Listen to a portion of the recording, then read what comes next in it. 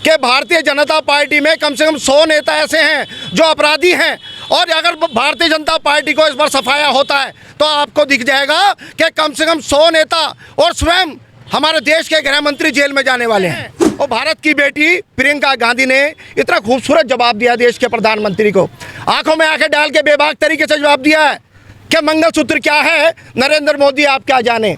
जिसने अपनी बीवी को धोखा दिया, जिसने अपने परिवार को धोखा दिया, वो मंगलसूत्र की कीमत क्या जाने। अगर मंगलसूत्र की सही मायने में कीमत जानी है तो मेरी माँ ने जानी है। मेरी माँ ने अपने पति को खोया है और देश के लिए कुर्बान किया है। मेरी जो दादी है, मेरी दादी स्वर्गीय श्रीमती इंदिरा गांधी, उन्होंने देश के लिए कुर्बानी दी है। तो मंगलसूत्र की कीमत सही मायने में कोई जाता है तो भारत की नारी जानती है। अब तो ये है कि मोदी की पार्टी बीजेपी से ही बेटियों को बचाओ। आज का टाइम ये हो गया है कि बीजेपी से ही बेटियों को बचाओ। इनका नारा ही गलत है, इन्होंने नारा गलत दिया है। इन्हीं की पार्टी ना माँ बहनों की कोई इज्जत नहीं करना जानती। इस इलेक्शन के अंदर उन्हें पता लग जाएगा कि देश को क्या जरूरी है। क्या देश को रोजगार, स्वास्थ्य, शिक्षा पर बात करनी चाहिए, या फिर धर्मों पर टिप्पणी करनी चाहिए, या फिर धर्मों की ओर पब्लिक को लेके जाना चाहिए। ये देश जो है आधुनिक देश है और आधुनिक को मानता है, साइंस को मानता है। और इस देश के अंदर जो है पढ़े लिखे लोगों को रोजगार चाहिए, बुजुर्गों को पेंशन चाहिए। स्वास्थ्य की बात करें, रोजगार की बात करें, शिक्षा की बात करें। अन्यथा अब के पब्लिक जो है, जो हमारी भारत की जो जनता है, वो इनको अपना रूप दिखा देगी। इंडिया गठबंधन को जीता है, ये जीत भारत की होगी। और अगर ये गठबंधन हारता है तो ये जीत भारत, ये हार होगी भारत की, और एक अन्याय करने वाले, एक शासन करने वाले की जीत होगी, और जो कि भारत की हार होगी। संविधान को खत्म करने किसी के बाप की ताकत नहीं है। संविधान बाबा साहब ने लिखा है, और आज बाबा साहब के जो अनुयायी हैं ये यहाँ मौजूद हैं, यहाँ जिंदा हैं। नरेंद्र मोदी कहते हैं संविधान खत्म करेंगे। इस बार भारतीय जनता पार्टी को खत्म करने का काम ये इंडिया गठबंधन करेगा। देश की सच्चाई सच छुपने नहीं देंगे। दोस्तों नमस्कार, मैं हूं आपके साथ शहनवाज आलम। आप देश की सच्चाई देखना शुरू कर चुके हैं। लगातार हम आपको चुनावी कवरेज दिखा रहे हैं। आपको कल हमने डॉक्टर उदित राज का नामांकन दिखाया था। आज जो है इस दिल्ली लोकसभा से कुलदीप कुमार मोनू अपना नामांकन कराने के लिए लक्ष्मी नगर एसडीएम के पास पहुंचने वाले। आप देख सकते हैं उनके कार्यकर्ता यहाँ पे मौजूद हैं। लगातार जिस तरह से देश में माहौल बन रहे हैं, उससे लग रहा है कि इस बार जो है आम आदमी पार्टी या इंडिया गठबंधन की जीत पक्की है। यहाँ पे मौजूद लोगों से बातचीत करते हैं। क्या लगता है इस बार जो है, जो हवा चल चुकी है, इस बार सरकार आप लोग की आनी है? देखिए, भारतीय जनता पार्टी की सरकार कहती है अब की बार 400 पार, और मैं कहता हूँ अब की बार अंतिम संस्कार। तो आज ये जो गठबंधन है, इंडिया गठबंधन की सीटें आ रही हैं, और 7 सीटें इंडिया गठबंधन जीत के आ रहा है। मैं बताना चाहता हूँ भाई, कुलदीप कुमार जो कि पूर्वी दिल्ली से लोकसभा प्रत्याशी हैं, आप देखना जन सैलाब क्या होता है, आप देखना पब्लिक क्या होती है, आप देखना मोहब्बत क्या होती है। वो चेहरा एक ऐसा नौजवान जो कि एक सफाई कर्मचारी का बेटा है और भारत में एक दलित नेता बन के उभरा है। मैं सलाम करता हूँ उस नौजवान की कार्यशैली को, मैं सलाम करता हूँ उस माता पिता को जिसने उस बच्चे को जन्म दिया है। आप देखिएगा, प्रत्यक्ष को प्रमाण की आवश्यकता नहीं है और सूरज को आईना दिखाने की आवश्यकता नहीं है। सूरज अपनी चमक स्वयं है। यहाँ हज़ारों की तादाद में भीड़ देखना, और वो भीड़ नहीं है, वो सारे वोटर हैं, उनके सपोर्टर हैं। कुलदीप कुमार नामनी एक आंदोलन है, कुलदीप कुमार नामनी एक सच्चाई है, और सच्चाई के साथ लड़ने वाला जो नेता है वो कुलदीप कुमार है। इंडिया गठबंधन पर लगातार जो है बड़े आरोप लगते हुए आ रहे हैं। जिस तरह से आपने देखा कि दिल्ली के मुख्यमंत्री अरविंद केजरीवाल की गिरफ्तारी हुई, उन पे जो है दिल्ली शराब नीति मामले के आरोप हैं। तो क्या लगता है साथ उसके बाद जो है लगातार जो है हमारे देश के प्रधानमंत्री जहां भी सभाएं करते हैं उस पर जो है कांग्रेस पार्टी पे बड़ा आरोप लगाते हैं, कैसे देखते हैं? देखिए, भारतीय जनता पार्टी के पास एक इतनी बड़ी वॉशिंग मशीन है जो कि पूरे ब्रह्मांड में नहीं है।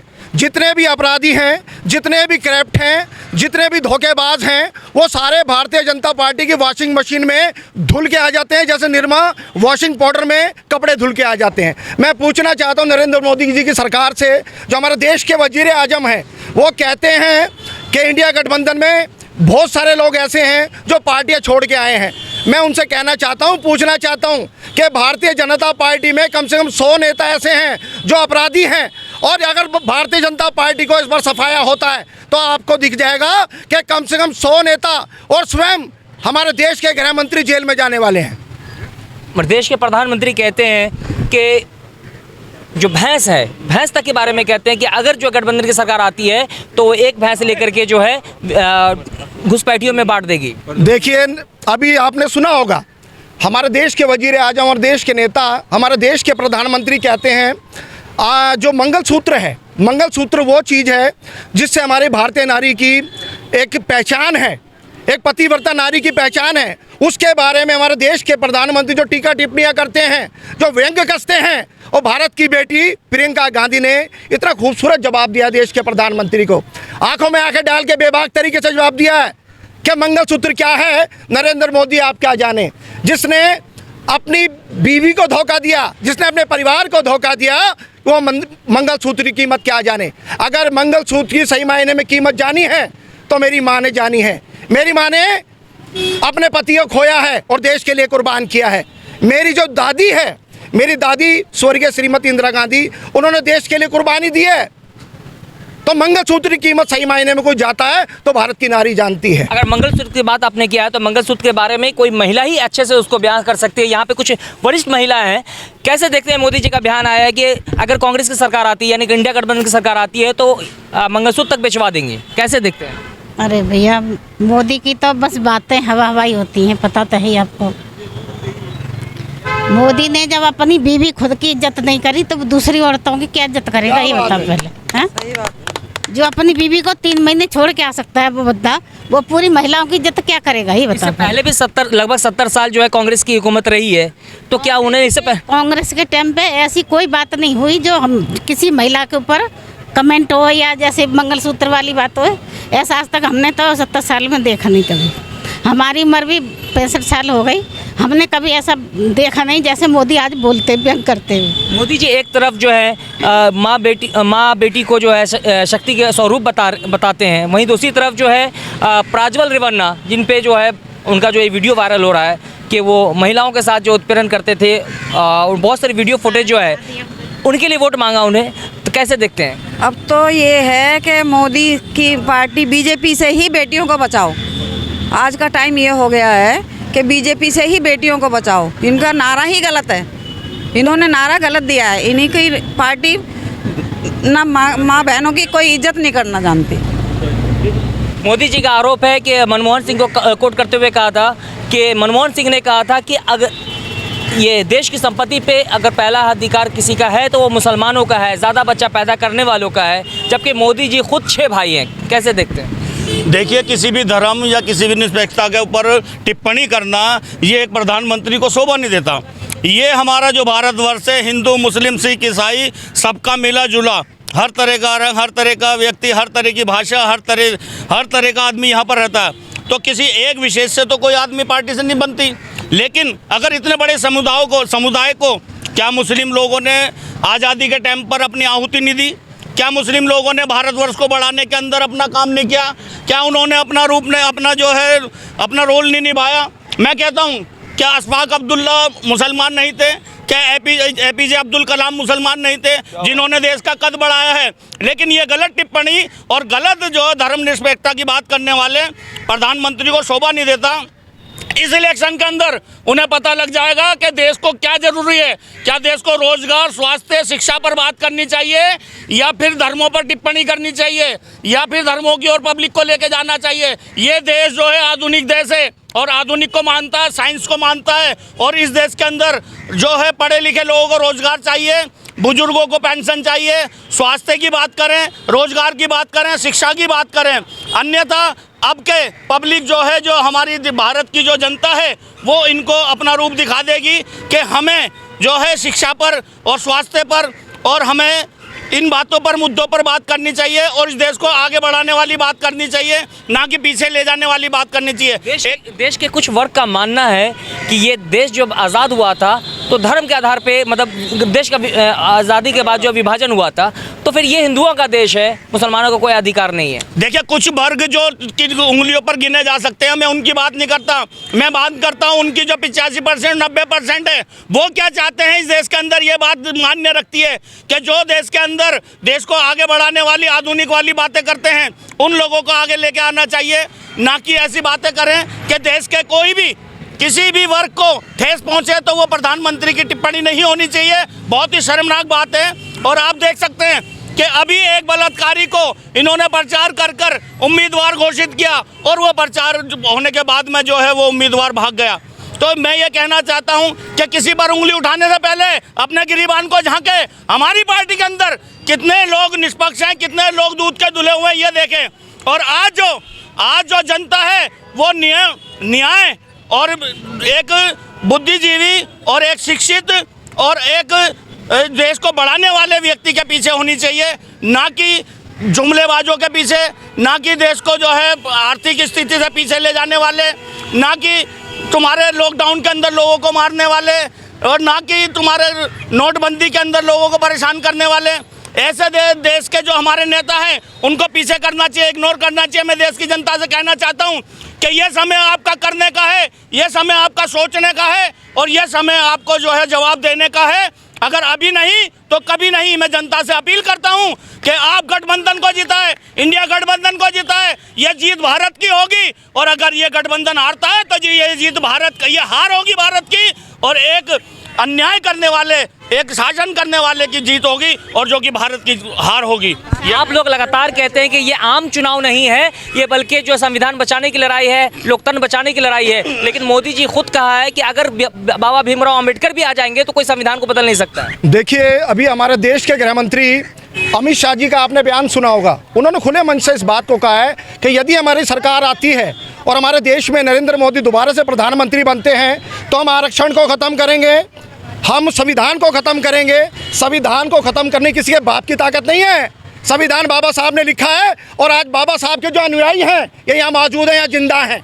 नरेंद्र मोदी कहते हैं संविधान ख़त्म करेंगे। इस बार भारतीय जनता पार्टी को ख़त्म करने का काम ये इंडिया गठबंधन करेगा। मैं आपको बताना चाहता हूँ, अभी रेवन्ना का आपने नाम सुना होगा, एक ऐसा नौजवान जो कि भारत के पूर्व प्रधानमंत्री का पौत्र है, हरदन हल्ली डोडा गौड़ा देवगौड़ा, यानी HD देवगौड़ा के सुपुत्र के बेटे, उनके पौत्र, उन्होंने 2975 महिलाओं के साथ यौन शोषण किया, उनकी अश्लील वीडियो बनाई और हमारे देश के प्रधानमंत्री रेवन्ना को संरक्षण दे रहे हैं, उसका बचाव कर रहे हैं। बचाव नहीं हो पाएगा। मोदी जी तो उनके लिए वोट मांग रहे थे, उनके लिए वोट मांग रहे हैं, उनका चुनाव प्रचार कर रहे हैं। आज वो जो नौजवान है, जो अपराधी है, वो देश से भागा हुआ है, वो जर्मनी में है, कहीं वो फ्रांस में है।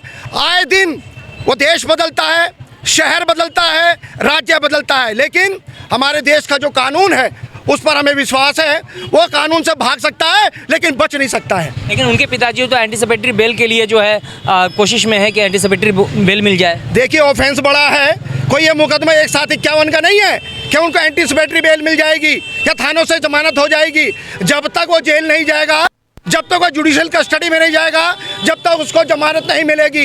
रेवन्ना तो कहीं भी दौड़ ले, इंडिया गठबंधन तुझे छोड़ने वाला नहीं है। तो क्या लगता है इस बार जो है कुलदीप कुमार मोनी जो है पूर्वी दिल्ली से जो अपना नामांकन करा रहे हैं, तो क्या लगता है उनके सामने जो है भाजपा के प्रत्याशी से बड़ा टक्कर होने वाला है, कैसे देखते हैं? अभी आपने देखा होगा कि हर्ष मल्होत्रा जी जो कि पूर्वी दिल्ली से भाजपा के प्रत्याशी हैं, उनका जो चुनाव प्रचार है वो भी आप देख रहे हैं।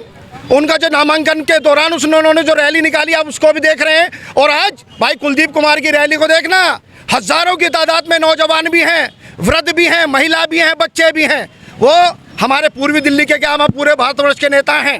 वो एक दलित नेता बन के उभरे हैं। भाई कुलदीप कुमार जीतने जा रहे हैं, मैं आपको शुभकामना देता हूँ। जनता की जो एक मेंटलिटी बनी हुई है, जनता की जो मेंटलिटी बनी हुई है कि राज्य में जैसे केजरीवाल, केंद्र में हमको मोदी चाहिए, तो इसको कैसे ख़त्म करेंगे? देखिए, अब राज्य में भी मोदी चाहिए और मोदी जिस बात को, तो राज्य में मोदी चाहिए, प्रधानमंत्री मोदी होना चाहिए। देश की जनता जान चुकी है, उनके सारे काल कारनामे जान चुकी है। आज जो दलितों को ख़त्म करने का काम किया जा रहा है, शोषितों को ख़त्म करने का काम किया जा रहा है, आज भारत का तमाम दलित ये समझ चुका है कि नरेंद्र मोदी जी की सरकार है, एंटी दलित है, एंटी वाल्मीकि है, एंटी मुस्लिम है। और जब तक हिंदू, मुस्लिम, सिख, ईसाई, भारत, ये पूरे सभी भारत के नागरिक हैं। इस भारत को आज़ाद करने में सभी ने कुर्बानी दी है, चाहे मुस्लिम हो, हिंदू हो, सिख हो, ईसाई हो। आज नरेंद्र मोदी जी कहते हैं कि हिंदू खतरे में है। उस दौरान हिंदू खतरे में नहीं था जब मुगल सल्तनत ने देश में शासन किया था। उस दौरान हिंदू खतरे में नहीं था जब 1947 में देश आज़ाद हुआ था। आज मतलब हिंदू खतरे में है जब पाकिस्तान अलग है, अफगानिस्तान अलग है, ईरान अलग है, इराक अलग है। हमारे देश का जो मुसलमान है वो भारतीय है, हमारे देश का जो दलित है वो भारतीय है, वो केवल भारत के संविधान को मानता है। मुगल बादशाह अकबर ने अपनी पत्नी का जो है मंगलसूत्र नहीं उतार पाए, तो क्या लगता है कांग्रेस की इतनी मतलब क्षमता है, इतनी ताकत हो गई कि वो जो हमारी महिलाओं का जो है मंगलसूत्र उतरवा देगी? ये जो मंगलसूत्र नहीं है, ये एक वो धागा है जो हमारे को प्रेम से जोड़ता है, जो हमें मानवता से जोड़ता है, जो हमें परिवार से जोड़ता है। और ये वो मंगलसूत्र है जो हमारी माँ, हमारी बहनें, हमारी बेटियाँ उसको गले में डालती हैं तो अपने पति की रक्षा करने के लिए वो कोई भी कदम उठा सकती हैं। मंगलसूत्र की वो ताकत है, यदि यमराज भी आए आपके प्राण लेने तो वो सावित्री थी जिसने सत्यवान की प्राणों की रक्षा की। तो कैसे देखते हैं जिस तरह से अभी कहा जा रहा है कि एनडीए की तरफ से जो है एनडीए के नेता का बयान आता है कि अगर 400 पार होता है तो संविधान बदल दिया जाएगा, लेकिन वही जो इंडिया गठबंधन कह रहे हैं कि अगर ये जो है संविधान बचाने की लड़ाई है, तो क्या लगता है देश दो हिस्सों में बढ़ चुका है, एक संविधान बचाने के लिए लड़ाई लड़ रहा है, एक संविधान बदलने के लिए। भारतीय जनता पार्टी ने सबसे बड़ी मूर्खता ये करी कि देश के अंदर ये सबसे बड़ा ऐलान कर दिया कि 400 पार और संविधान को हम चेंज करेंगे, और इसीलिए पब्लिक पूरी उमड़ पड़ी है पूरी संविधान को बचाने के लिए। देखिए, जो पार्टी भारतीय जनता पार्टी किसानों के विरुद्ध, संविधान के विरुद्ध, लोकतंत्र के विरुद्ध, पब्लिक के विरुद्ध और दलितों के विरुद्ध, तो इस पार्टी को एक बात बताइए, वोट किसकी चाहिए? जब नीचे से लेकर ऊपर तक ये किसी भी दबके को खुश नहीं कर पाई, और इसके शासनकाल के अंदर जितनी विपदाएं आई देश के ऊपर, जितनी विपदाएं इसके शासनकाल में आई शायद ही किसी शासनकाल में आई हो।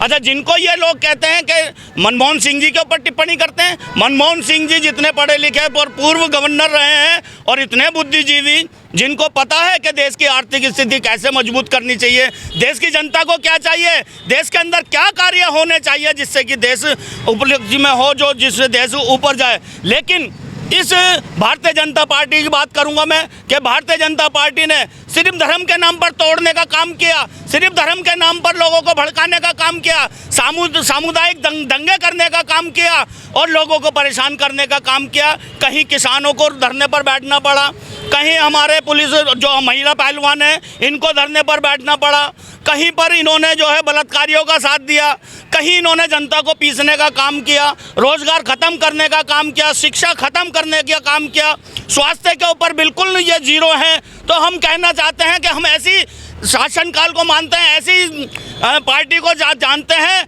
जो देश की उन्नति करे, ना कि देश को पीछे लेकर जाए। लोकसभा चुनाव 2024 में क्या होने वाला है? आपने जो है मोदी जी के 10 साल भी देखे, लोकसभा चुनाव 2014 में क्या कुछ वादा किया गया था, क्या लगता है किस मुद्दे पे चुनाव होगा? इन सभी मुद्दों पे आपकी क्या राय है, कृपया कमेंट करके हमें जरूर बताएं। फिर मिलेंगे एक नई अपडेट के साथ, तब तक नमस्कार, जय हिंद, जय भारत।